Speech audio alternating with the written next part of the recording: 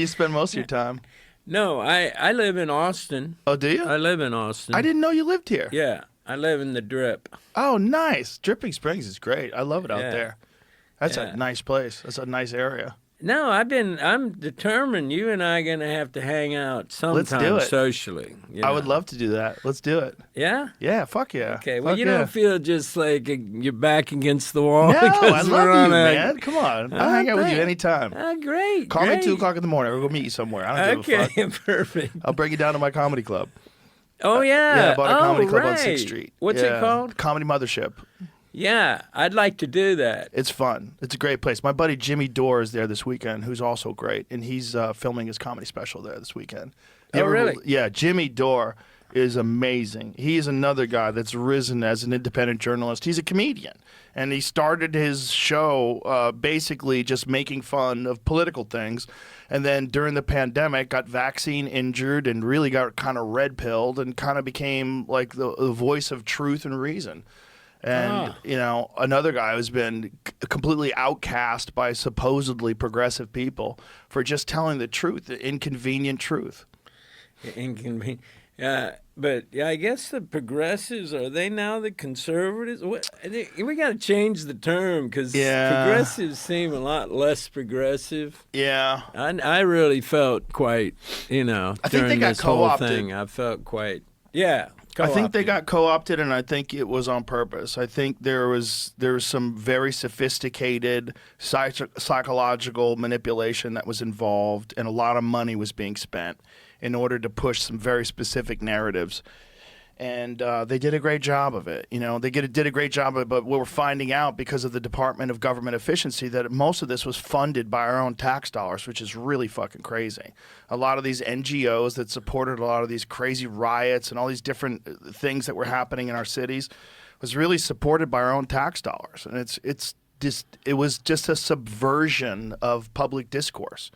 You know, instead of allowing people to figure out what's right and what's wrong, they pushed what they wanted you to say, and anybody who deviated from that was canceled. And because of the fact that before Elon bought Twitter, the left had complete, total control over the narrative because they owned all the social media sites and they were in lockstep with the government. So it was just a dark time for information, but a few brave people, braved the storm, and one of them was Jimmy.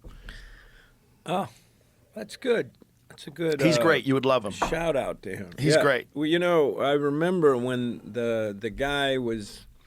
Remember that guy? I think they were in London, maybe, but it was the guy who was. I think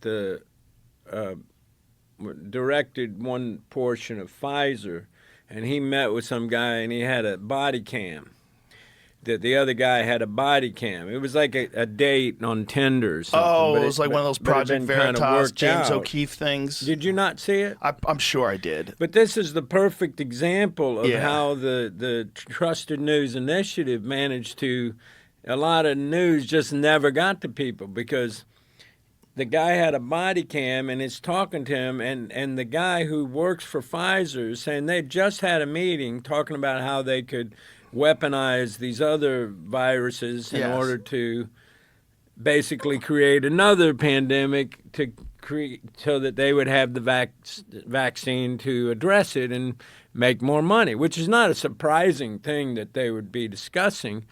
But what was great was he admitted it to the guy while they're sitting there at a little diner. It's always chatty gay guys. But the main thing, huh? It's always chatty gay guys. It's always a guy on a date with another guy, and he's like, I'll tell you what we're doing. It's like they just chat it up. But the incredible thing, like he got, the stuff that he said was incredible. Yeah. What was more incredible, he told the guy basically that he'd been filming him. The guy freaks out. Anyway, this should have been across every possible platform of media. Of course. And yet you did not see it, zero in mainstream media. But because Musk had bought Twitter, Musk put it on, and it immediately got 40 million views.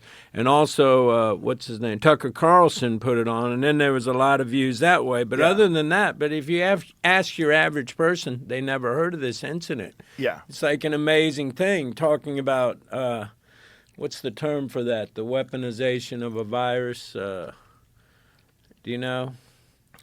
He's looking it up. Term for the weaponization of a virus. Yeah. I don't know. Anyway, they do it. Well, that's what they think that they were doing in Wuhan. China. Well, 100%. They were weaponizing. Well, that was why you would get banned off of all these social media platforms if you even brought that up. I mean, Right. It used to be if you brought that up on YouTube, you get pulled from YouTube. Now it's a fact. Right. Now it's a fact. Now it's No. undeniable fact. All the things, like you said about Robert Malone, all the things that he said are now fact. Everything, every single one of them. The fact that it doesn't stay, the injection doesn't stay locally, that it infects various parts of your body in different ways. If it gets to your heart, it's very dangerous because your heart doesn't have the ability to heal, which is why you don't get heart cancer. So your heart just scars over, and you get myocarditis. He started talking about all these different effects, and he personally was vaccine injured. So he's a guy who took it, almost had a fucking heart attack, was like, what is going on? His whole body freaked out. It was deadly sick. Managed to get through it, then started speaking out against it, then started doing more research and